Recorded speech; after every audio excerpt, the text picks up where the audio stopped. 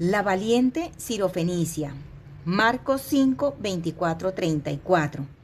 El evangelista nos dice que el Señor intentaba pasar desapercibido en aquella región. Su propósito era descansar e instruir a sus discípulos lejos del agobio constante de las multitudes. Sobre esta mujer no sabemos casi nada. Marcos omite cualquier detalle que no tenga relevancia para el fin que persigue. Sin embargo, se nos dice que era una mujer griega y sirofenicia, de nación, es decir, que era fenicia y que hablaba griego. Mateo la describe una mujer cananea, Mateo 15, 22. Otro detalle que Marcos nos proporciona es que tenía una hija endemoniada. Ella vino a Jesús pidiéndole ayuda porque lo que más amaba en el mundo estaba bajo el control del diablo.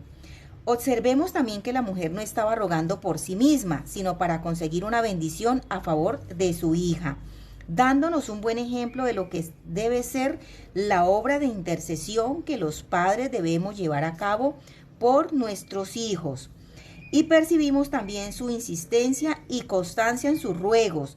Según Mateo, ella seguía a Jesús y sus discípulos dando voces, lo que llegó a ser del desagrado de los discípulos, Mateo 15, 23.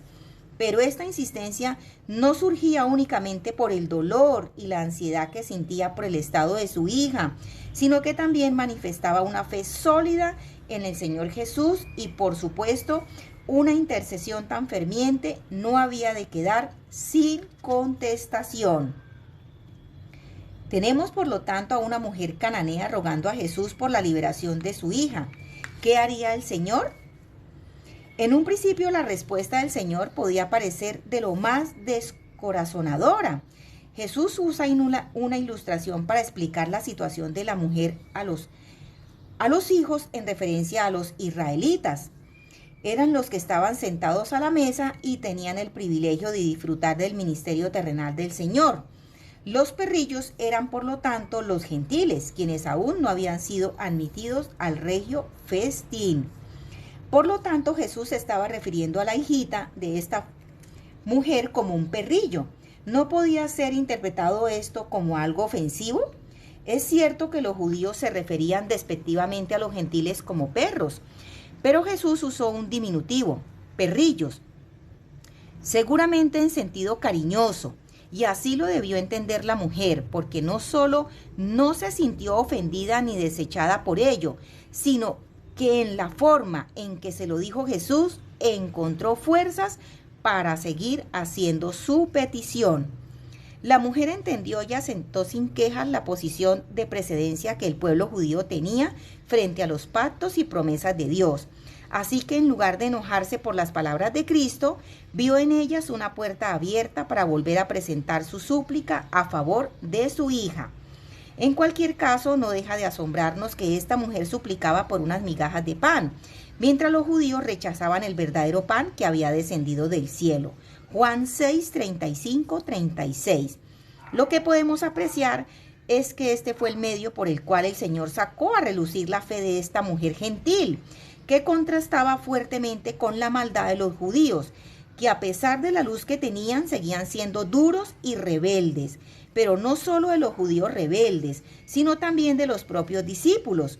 Notemos que el Señor sigue usando el pan en sus ilustraciones, y en esta ocasión una mujer pagana logra entender que unas migajas de ese pan pueden satisfacer plenamente todas sus necesidades espirituales.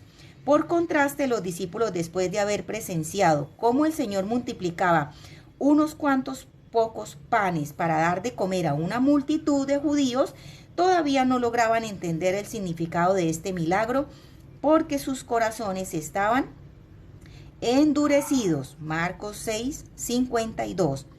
Por lo tanto, en medio de todo este contexto, podemos apreciar la fe de esta mujer como una auténtica joya. De hecho, una joya casi única, sin apenas evidencias el concepto tan elevado que esta mujer tenía de la provisión de la gracia del Señor, nos deja admirados. Por la narración de Mateo sabemos que el Señor quedó maravillado ante semejante fe en una mujer gentil. Mateo 15, 28. Oh mujer, grande es tu fe. ella había captado correctamente el corazón de Dios. El pasaje nos ha mostrado que los gentiles también tenían grandes necesidades espirituales y que desde lo profundo de sus corazones clamaban a Dios. Por lo tanto, aunque Cristo se dirigía primeramente a los judíos, de ninguna forma les estaba ofreciendo exclusividad. Fue la fe de la mujer la que logró eliminar todas las barreras para llegar al corazón mismo de Dios. Este es un claro ejemplo del hecho de que ningún alma hambrienta y humilde que se acerca a la mesa abundante del Señor quedará sin saciar, pero es necesaria la fe. El Señor sanó a la niña a la distancia por medio de su palabra.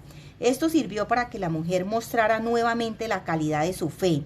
Con una plena confianza en la palabra del Señor, regresó a su casa y, por supuesto, su fe no fue defraudada, sino que cuando llegó comprobó que efectivamente una migaja de la mesa del Señor había sido suficiente provisión para su gran necesidad. Así que si una mujer pagana usó el poco conocimiento que tenía del Señor con tantos resultados, ¿cuántos más se requiere de nosotros que hemos recibido privilegios mucho mayores? Podemos reflexionar sobre cuáles son los requisitos para conseguir estas migajas del Señor. Una comprensión adecuada tanto del poder como del amor del Señor.